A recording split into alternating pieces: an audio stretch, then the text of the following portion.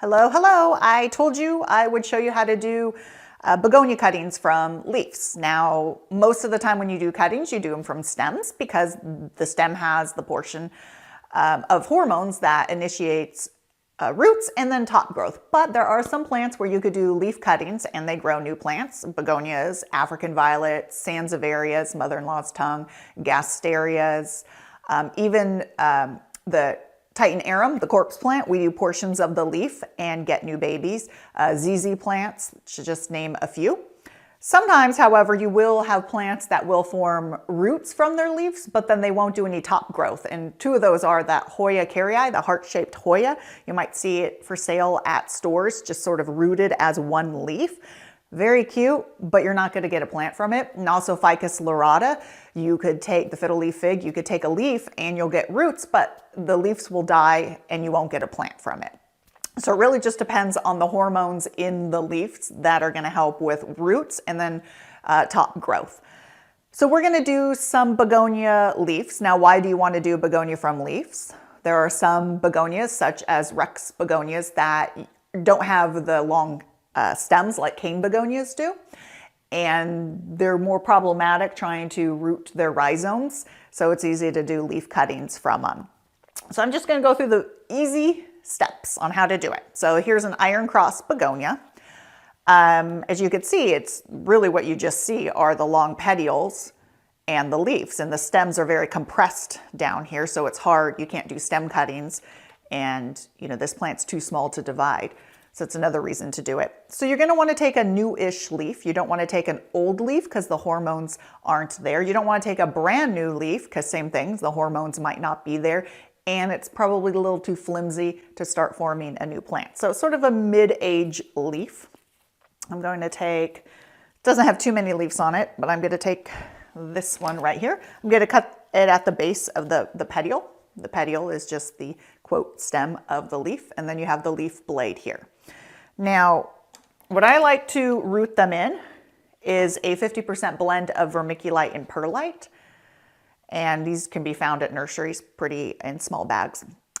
Both are volcanic substrates, I believe. You don't want to breathe them in when it's dusty, so you want to wet them first. And you can do it straight perlite, that's fine. I've done it as well with just straight perlite. I like the vermiculite because it holds a little bit more moisture. You don't want to do potting soil necessarily because it could hold too much moisture and it could rot out your cutting, because remember, there's no roots on these when you stick them in first, so you don't really need a soil with a lot of moisture holding capability. Aeration is really key. So you wet it, you pack it down, and at a pot size like this, you could put a lot of leaves in it. So then what I'm going to do is just I'm going to take the petiole off. And the area that's really important is where that petiole meets the leaf blade. That seems to be where the plant will form a baby the easiest. Now, I've also taken leaves and cut them up into inch sections. And as long as you have a prominent leaf vein, there is a chance that they will form plants. So in this case here, I took two iron cross begonia leaves and cut them up into pieces like confetti, put them over perlite, and out of 2 leaves, I got 10 plants. But if you want to ensure that you're going to get a plant from a leaf, say your friend gave you just 1 leaf because he didn't have that many, she didn't have that many, then I would not cut the leaf up. In fact, that's what happened to me. A friend gave me 2 sets of leaves from some of his plants, and I did them 2 different ways. I took each of the leaves and I cut the petioles off, and I buried the junction where the petiole and the leaf blade meet in my vermiculite and perlite, and you could see little babies are coming up after a few weeks.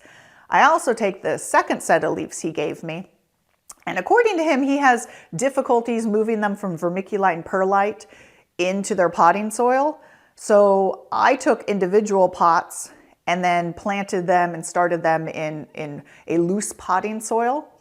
And so far they're both taking, but the vermiculite and perlite is definitely growing faster. And I didn't bother to chop them up into pieces because I really just wanted to ensure that I was going to get 1 plant from it. So high humidity is key, especially if you don't have a greenhouse. You could put a big clear plastic bag around it to create a greenhouse environment. You could even put it in a clear Tupperware container. You want condensation on the side, but not so much that it's running down. And you want to keep them inside in a bright but not direct sun area where it's pretty warm, you know, not 85 and above, but you know, 70, 75, 65 to 75, let's say. And then when they set roots, wait for a root system that's pretty good. So really you could just gauge that by having a plant that's a few inches tall and then move them into their potting soil. The leaves are going to die down. That's not what is going to keep growing. So if you notice your leaves start dying down, that's fine as long as the plant is producing a new baby. Remember, not all leaves are going to take. If you could get more than one leaf per variety, then that's great. But so far it looks like all these are taking, except for one, but it hasn't died. So I'm assuming it's gonna keep growing. So really it's pretty easy to do. There's multiple ways of doing it. But the key is keeping high humidity and getting that base of the begonia buried right underneath that vermiculite and perlite. So that is key. So hopefully this helped you. Bye. Thanks.